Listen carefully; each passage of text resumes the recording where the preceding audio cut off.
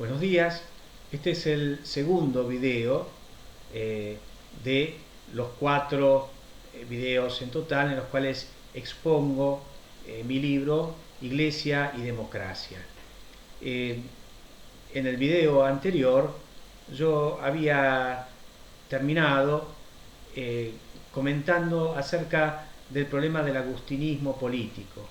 La Iglesia que en el medioevo se vincula a los reyes de Francia para obtener un apoyo político y militar en una época de profunda inestabilidad, como los reyes de Francia intentan prevalecer en la Iglesia, reclamando para sí el rol de vicarios de Cristo, nombrando obispos que al ser al mismo tiempo señores de territorios que se les asignaban, se convertían en vasallos y por lo tanto más vinculados por la fidelidad al rey que al papa mismo, y como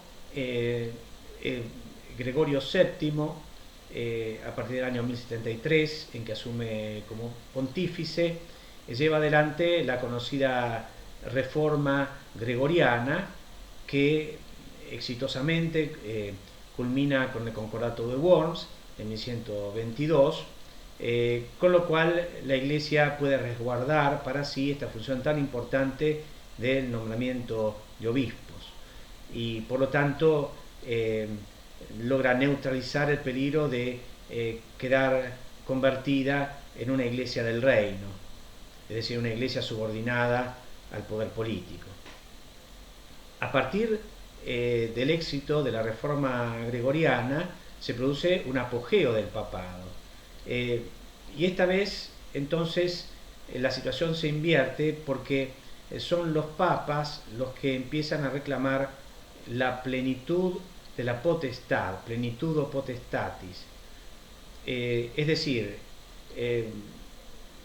ellos defienden la idea de que directamente han recibido de Cristo todo el poder y delegan el poder político en la autoridad temporal. Eso es la doctrina que se conoce como las dos espadas, según la cual el Papa tiene los dos poderes, las dos espadas, y delega la espada temporal. Esta es la tesis que desarrolla San Bernardo de Claraval en su libro de Consideraciones, dirigido a el Papa Eugenio III para instarlo a no meterse en los temas políticos. Pero esta doctrina es funcional también para reclamar la superioridad del Papa sobre los gobernantes temporales. Obviamente ningún Papa pretendía convertirse en un gobernante temporal ni sustituir al emperador. Se trata de una ficción a través de la cual se buscaba defender la autonomía de la Iglesia frente a la intromisión del poder civil. Como sea, el papado goza de una época de apogeo, sobre todo con Inocencio III, pero cuando su sucesor, Bonifacio VIII, pierde su pulseada con el rey de Francia, Felipe IV, el papado se traslada a Francia y queda sometido al rey de Francia. Se traslada a Aviñón y se inicia ese periodo conocido como el cautiverio de Aviñón, en que la Iglesia queda completamente sometida a la voluntad del rey de Francia. Cuando el Papa retorna a Roma de ese cautiverio, se produce el llamado cisma de Occidente, en el cual llega a haber tres papas simultáneos. El cisma de Occidente produce un gran daño, como todos podemos imaginar, a la figura del papado. La crisis es superada por el Concilio de Constanza, que nombra a un nuevo papa, Martín V. Pero esto también genera otro problema, que es el problema del conciliarismo. La idea de que, al menos en ciertas circunstancias, el concilio ecuménico tiene autoridad sobre los papas.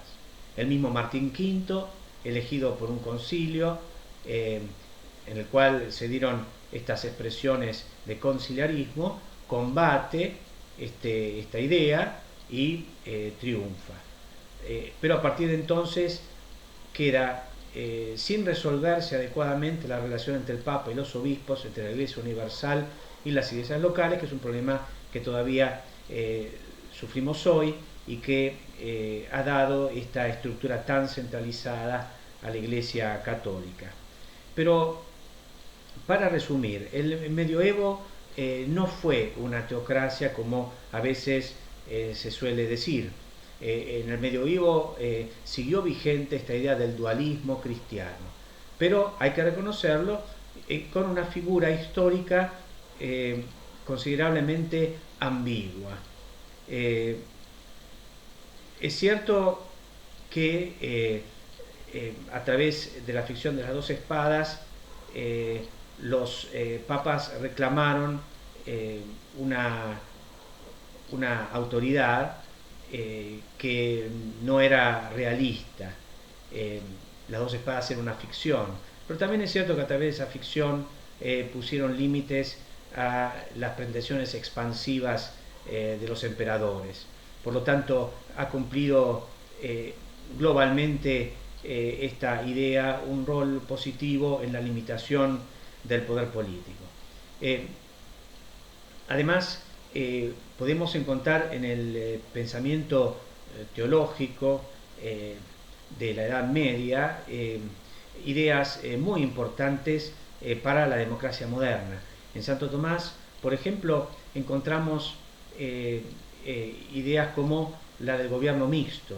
Si bien en teoría Santo Tomás se inclinaba más a la monarquía por la unidad del poder, en la práctica reconocía la superioridad de la idea del gobierno mixto, que combina la unidad del poder, como en la monarquía, el gobierno de los mejores, como en la aristocracia, y la participación de todos, como en la democracia. Además, Santo Tomás desarrolla la idea del gobernante como representante del pueblo. Esa idea de representación sería muy importante para la época moderna y para la democracia. Y también la idea de que la ley civil tiene un límite, porque solamente puede estar encaminada a garantizar aquellas condiciones básicas de la vida social, pero no debe exigir de las personas más de lo que la capacidad moral de el común de la gente puede dar. Por lo tanto, no puede exigir de todos lo que solamente es posible al virtuoso. Otra tradición menos conocida, pero que también ha influido fuertemente en la época moderna, es la que viene de Guillermo de Ockham, que tuvo una postura muy firme e importante en el tema de los derechos individuales, como límite tanto al poder político como al poder religioso, y la insistencia en una mayor separación entre Iglesia y Estado, que no estaba presente con esa fuerza en el pensamiento tomista. Pero el límite del pensamiento medieval, el límite más importante que se arrastrará en buena parte de la época moderna, es el tema de la unidad de fe como requisito indispensable para cimentar la unidad, la cohesión de la comunidad política. Y este precisamente es un problema que se hace sumamente agudo cuando, de hecho, la unidad religiosa de la cristiandad desaparece con la Reforma Protestante.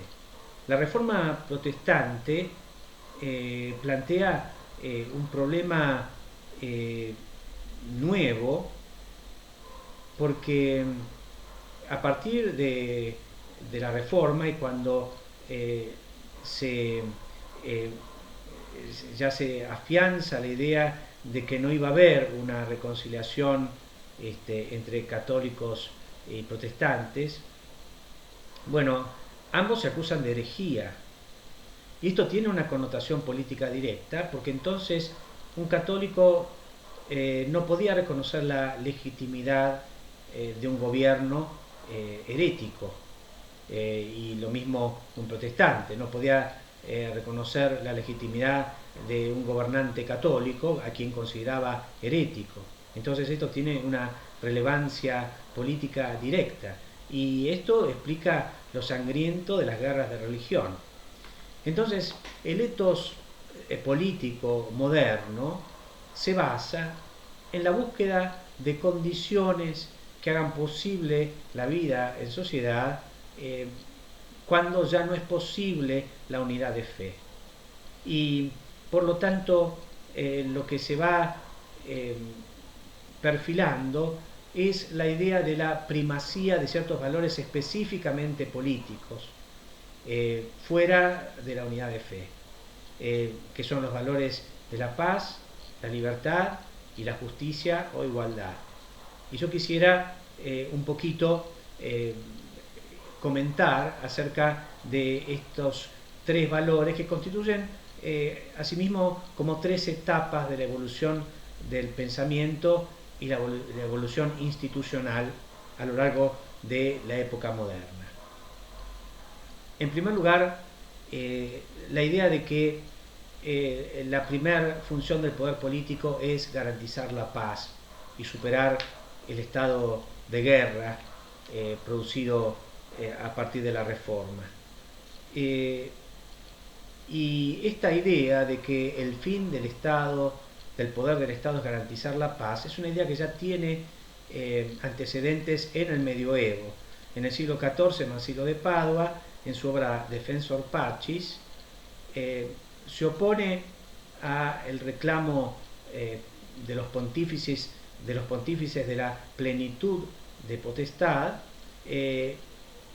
y piensa que un presupuesto de la paz es que la plenitud de potestad corresponda a la autoridad política, que la autoridad política no se comporte como un delegado del poder espiritual, que por lo tanto la Iglesia no puede inmiscuirse en los asuntos políticos, que haya una más clara separación entre Estado e Iglesia, como garantía de la paz. Este pensamiento es retomado en la época moderna como búsqueda de la superación del estado de guerra, de los conflictos religiosos. En el siglo XVI, Jean Bodin y un grupo conocido como los políticos, que eran tanto católicos como protestantes, propusieron distinguir entre el ámbito privado y el ámbito público. En el ámbito privado uno debe incluir el pensamiento, las convicciones personales, la religión. Pero en el ámbito público lo que cuenta son los valores públicos, aquellos que deben fundar la convivencia. Y esta idea de fundar la comunidad política en valores específicamente políticos se plasmó, aunque transitoriamente, en el Edicto de Nantes, que en 1598, que pone fin a las guerras de religión en Francia, y que establece una tolerancia con ciertos límites, pero que constituye un paso adelante importante. En el mundo de la Reforma, uno podría decir en términos muy generales que Lutero tenía un pensamiento en sintonía con esto que acabamos de decir, la idea de que lo más importante para el gobierno civil es la búsqueda de la paz, al menos en teoría la propuesta de separar el ámbito de la fe del ámbito secular, la Iglesia del Estado, aunque en la práctica Lutero terminó recurriendo al Estado para ayudar a la Iglesia. Y del otro lado, Calvino representa más bien la tradición de las dos espadas, es decir, la idea de la unidad de fe, la primacía del poder religioso, pero dentro de esa unidad de fe una distinción clara de las funciones de los gobernantes y las funciones de las autoridades de la Iglesia. De manera que también estaba la idea de que la Iglesia no debía inmiscuirse en los asuntos que fueran específicamente políticos. Ahora, el edicto de Nantes y la idea que detrás del mismo no logra mantenerse por mucho tiempo porque no estaba dado el contexto histórico para plasmar de un modo consistente esta idea de tolerancia y de libertad religiosa. Y por lo tanto, lo que finalmente se logra plasmar es una solución de compromiso. En la Paz de Westfalia, en el año 1648, se impone el principio conocido como cuius regio eius religio, lo cual significa que cada país va a tener la religión de su gobernante. Digo que es una solución de compromiso porque por un lado los estados de esta manera gozarán de la unidad de fe, pero quienes pertenezcan a otras religiones podrán trasladarse a estados que sostengan la propia religión. Esta solución, no del todo satisfactoria, pudo funcionar relativamente bien en Alemania, que en esa época tenía una estructura muy centralizada, diferentes unidades políticas, pero no funcionó en Inglaterra, donde la corona pasó de católicos a protestantes alternativamente, en medio de conflictos y guerras, y tampoco resultó en Francia, donde finalmente fue revocado el edicto de Nantes en 1685 y Francia se convirtió en un estado confesional católico. Precisamente el liberalismo nace como un intento de combatir el Estado absoluto. La idea de que el poder absoluto, lejos de garantizar la paz, terminaba siendo un modo de opresión de los ciudadanos. Y por lo tanto, la paz era inseparable de otro valor, que es el valor de la libertad. Esto es, por así decirlo, una segunda etapa en el camino del pensamiento político moderno. La idea de la libertad. Si uno tuviera que señalar un hito histórico de referencia, es sin duda la Revolución Inglesa de 1688, la llamada Revolución Gloriosa, cuando el Parlamento triunfa sobre la monarquía y se establece una monarquía limitada, constitucional, y una idea de tolerancia, aunque tolerancia limitada. Entre quienes inspiraron esta revolución se encuentra John Locke, autor que va a teorizar la idea de la libertad religiosa, haciendo avanzar el pensamiento desde la mera tolerancia, es decir, la mera concesión por parte de la autoridad de la posibilidad de practicar la propia religión, a la idea de libertad religiosa como un derecho del individuo. Ahora, Locke concibe esa libertad en un sentido que podemos llamar ideológico. Es decir, la idea de que el gobierno no tiene competencia para determinar cuál es la libertad religiosa ni imponérselas a los ciudadanos. Pero Locke no llega tan lejos como para hablar también de libertad religiosa en sentido institucional. Me refiero a lo siguiente, que cuando un Estado tiene una religión oficial, lo que se dice a veces una religión establecida, los ciudadanos que no comparten esa religión necesariamente tienen que sentirse y en la práctica no pueden sino ser ciudadanos de segunda. Pero luego nos llega a esa última consecuencia, es decir, el rechazo del Estado confesional, el Estado que tiene una religión oficial. Pero eso se va a dar en los Estados Unidos. Los puritanos, calvinistas, que emigran desde Inglaterra, llegan al Nuevo Mundo con ideas que van a tener gran importancia en lo político, como la idea de la soberanía de Dios, por lo tanto de la limitación del poder político, y la idea de la libertad de conciencia, la iglesia interior, ¿no? Que es la propia conciencia. Si bien es cierto que cuando los puritanos llegan a Estados Unidos, los estados que fundan van a ser estados confesionales, y se pone un énfasis en la conformidad con la religión de las respectivas colonias para cimentar la unidad política, con el tiempo esto no se va a poder mantener y se va abriendo paso el pluralismo, la libertad de conciencia, lo cual se traducirá en el tema de los derechos políticos y la libertad política. Y finalmente, como se sabe, la primera enmienda a la Constitución de los Estados Unidos encontramos esta cláusula: el Congreso no podrá hacer ninguna ley con respecto al establecimiento de la religión.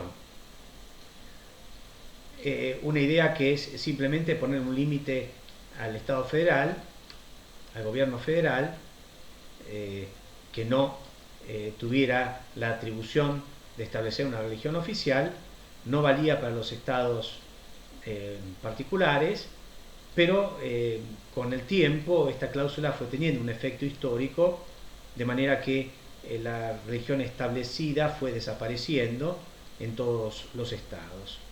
Es decir, que progresivamente se llega a esta idea institucional del no establecimiento de una religión. Ahora, en íntima vinculación con el tema de la libertad religiosa está el tema de la libertad política. En el Estado absolutista se da una unión entre el poder político y el poder religioso, la idea de la religión de Estado, lo cual teóricamente podría entenderse como que el Estado está al servicio de la fe, en el sentido del agustinismo político, y es cierto que el Estado colabora con la Iglesia en el cumplimiento de sus fines, pero en la práctica se da más bien lo inverso, es decir, la Iglesia queda puesta al servicio del Estado. Y uno puede ver entonces el Estado confesional absolutista como una cierta resacralización del poder político, con lo cual se genera un peligro para los individuos, para su libertad, para sus derechos. El liberalismo político entonces combate esa idea del Estado absoluto. La paz requiere libertad. El fin del Estado para el liberalismo es garantizar los derechos individuales. Para eso Locke recurre a la ficción del estado de naturaleza. En el estado de naturaleza, a diferencia de cómo lo imaginaba precedentemente Hobbes, existe una ley natural, existen derechos naturales, pero el problema es que cada individuo es el encargado de aplicar la ley natural. Y evidentemente los individuos son parciales, tienen intereses que nublan su juicio, y por lo tanto es preciso designar una autoridad que aplique la ley natural imparcialmente. Pero la comunidad retiene la titularidad del poder, y el gobernante ejerce su poder al servicio de los derechos de las personas.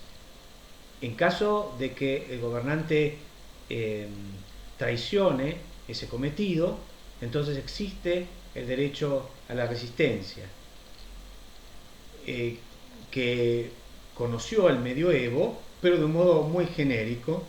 Pero el Locke se convierte en una idea mucho más práctica y que va a tener un efecto revolucionario.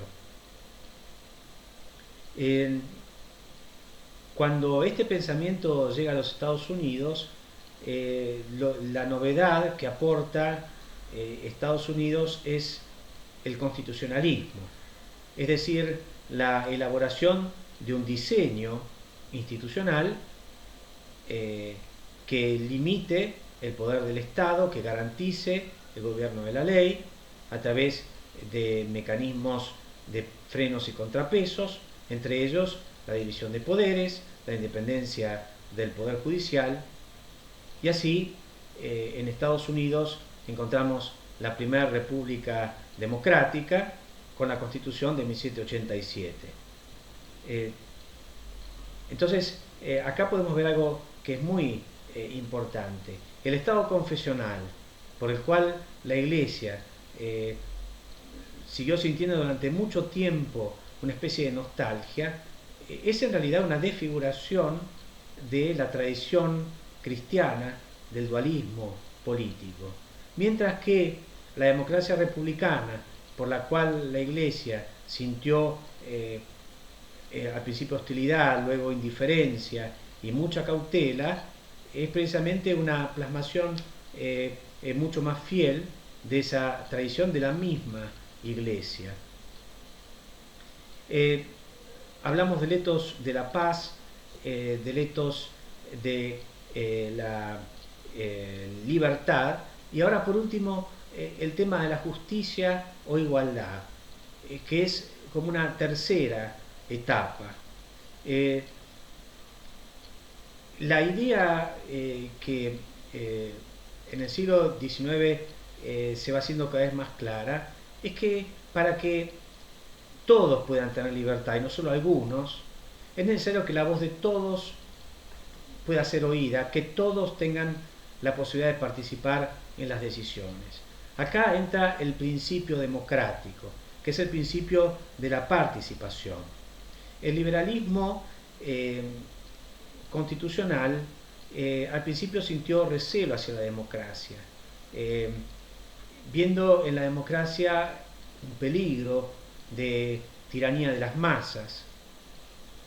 Y aún Alexis de Tocqueville, con su libro La democracia en América, entre 1835 y 1840, al visitar los Estados Unidos, al analizar el funcionamiento del sistema democrático, si bien mostraba su favor y los valores que encontraba en él, señalaba al mismo tiempo ese peligro.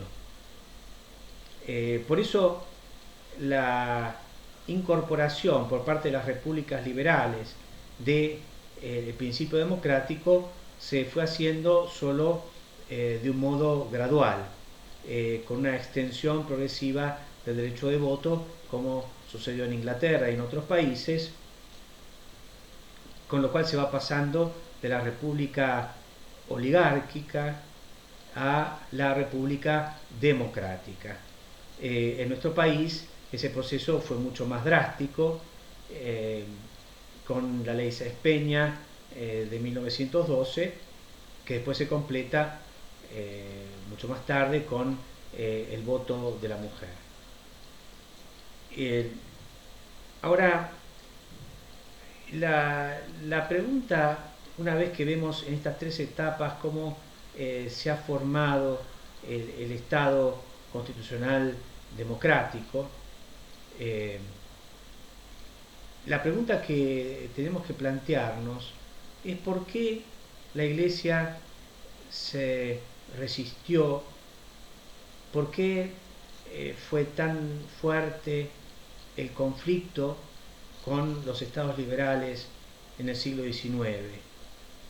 La Iglesia, como hemos visto, tenía una tradición de defensa de la autonomía del poder religioso frente al poder político. ¿Por qué se resistió a abandonar el Estado confesional? ¿Por qué tanta resistencia? La tradición medieval, como hemos visto, afirmaba la soberanía del pueblo. Es una doctrina que podemos encontrar en Santo Tomás y lo podemos encontrar también en la segunda escolástica que reelabora en el siglo XVI esas ideas medievales. ¿Por qué la Iglesia, desconociendo esa tradición, resiste tanto a la idea de soberanía del pueblo y la idea de la democracia? La Iglesia en el medioevo tiene toda una historia de lucha por limitar el poder político. ¿Por qué rechaza el liberalismo político que precisamente tenía como fin poner límites al poder absoluto de los reyes? La Iglesia que bregó tanto por las libertades, ¿por qué se opone a la doctrina de los derechos humanos y por qué solo tardíamente la acepta? Estas son preguntas de mucho peso y por supuesto del otro lado tenemos que preguntar por qué el liberalismo, que nació bajo el signo de la tolerancia, se vuelve tan intolerante, no solo con la Iglesia, sino con el fenómeno religioso en general. ¿Por qué el liberalismo, que nace con esa idea de dar primacía a los valores políticos y dejar las convicciones personales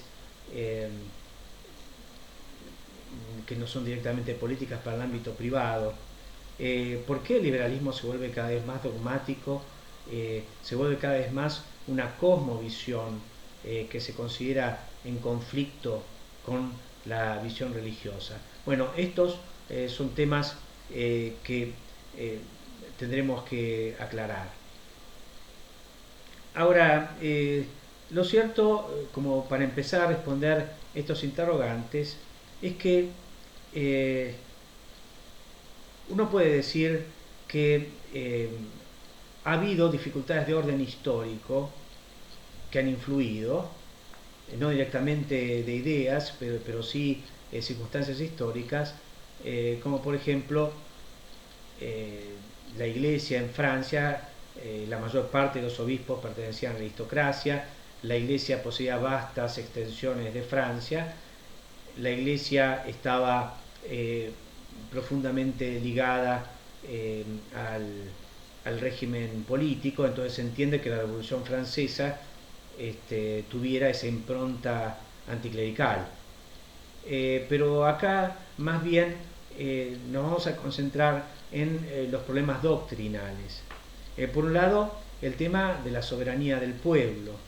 La Iglesia se opone a esta idea de la soberanía del pueblo, obviamente porque la interpreta en términos de una soberanía absoluta, el pueblo como fuente de la justicia, como fuente del bien y el mal. Y por lo tanto una idea de soberanía del pueblo que es incompatible con la soberanía de Dios.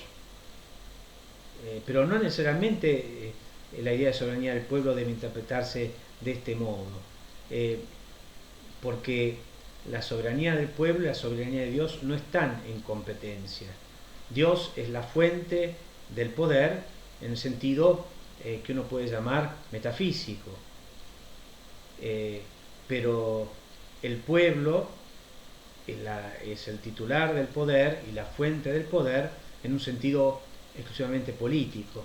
O sea, las dos cosas no son incompatibles, pero la Iglesia evidentemente estaba descuidando un aspecto de su propia tradición. La otra idea que la Iglesia no veía cómo aceptar era la idea del Estado laico, porque cuando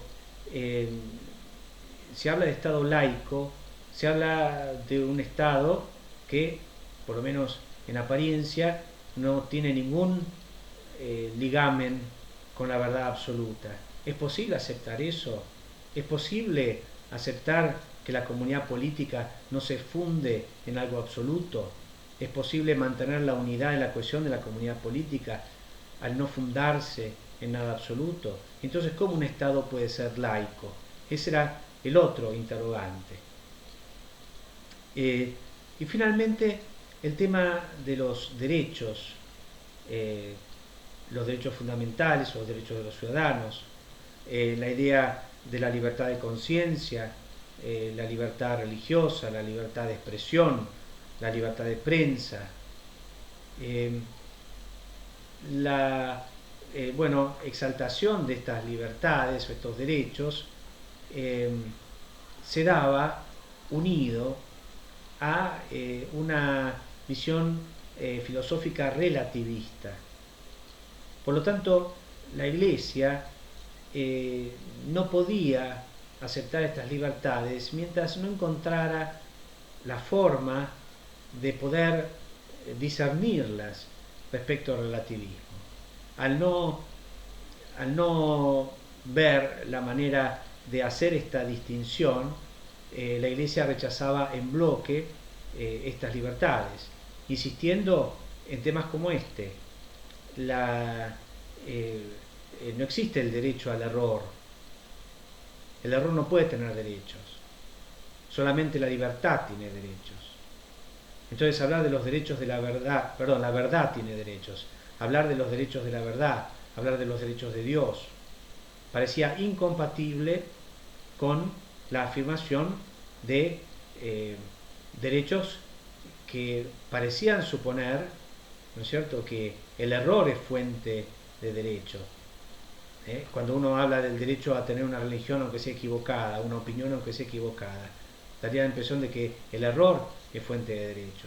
Frente a esto, la Iglesia creía no poder transigir y por lo tanto el rechazo de los derechos individuales se prolongaría hasta que finalmente se encontrara un nuevo encuadre conceptual para el problema.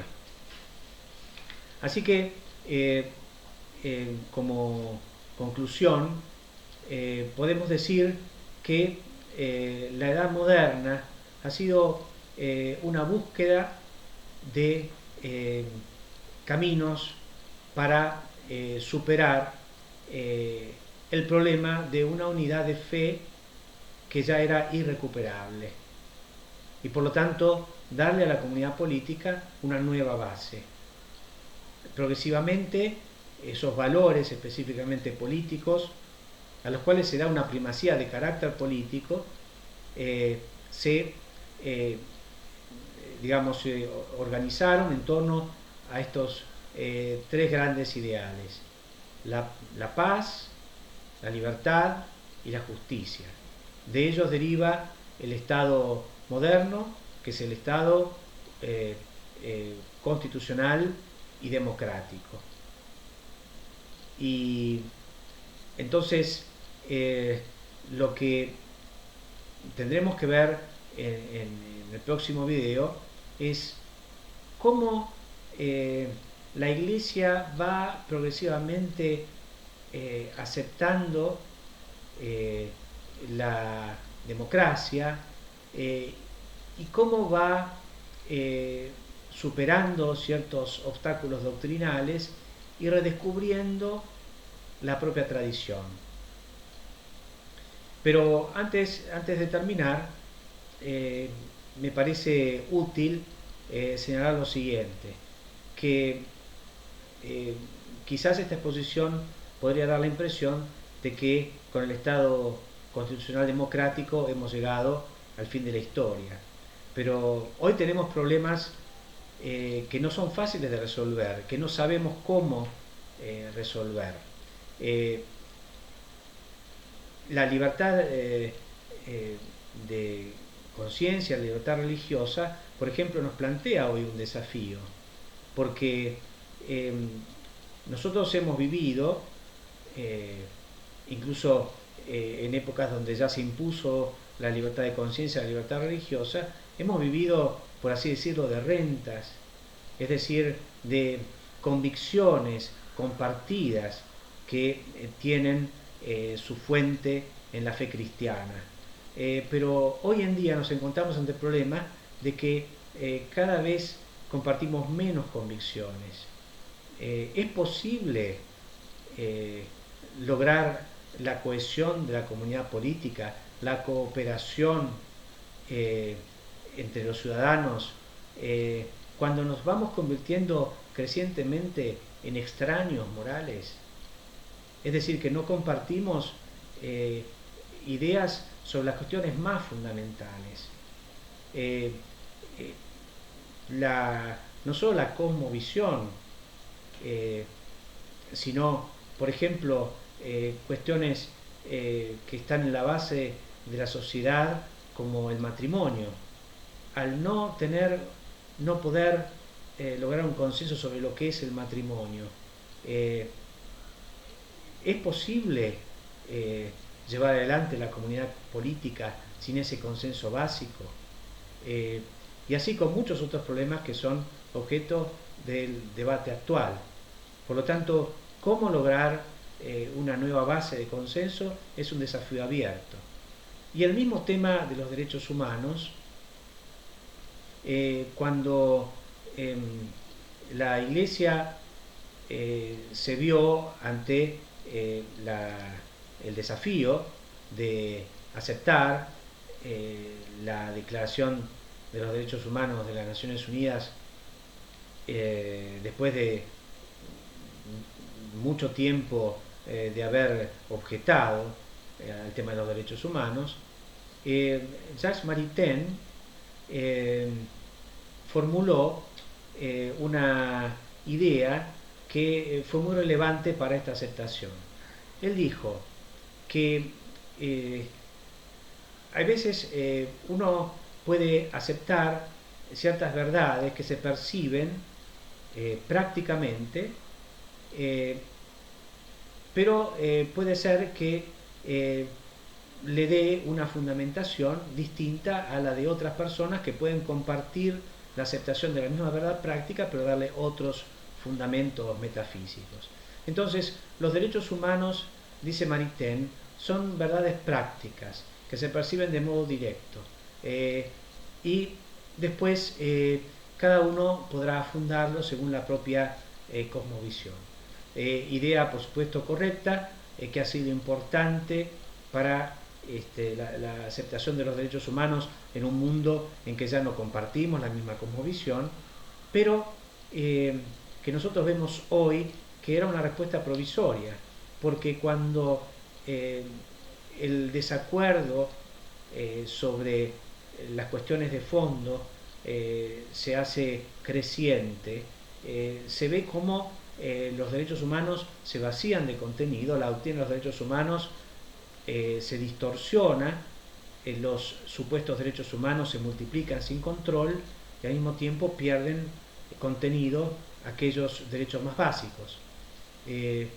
Entonces, ¿cómo afrontar este problema de darle a los derechos humanos un fundamento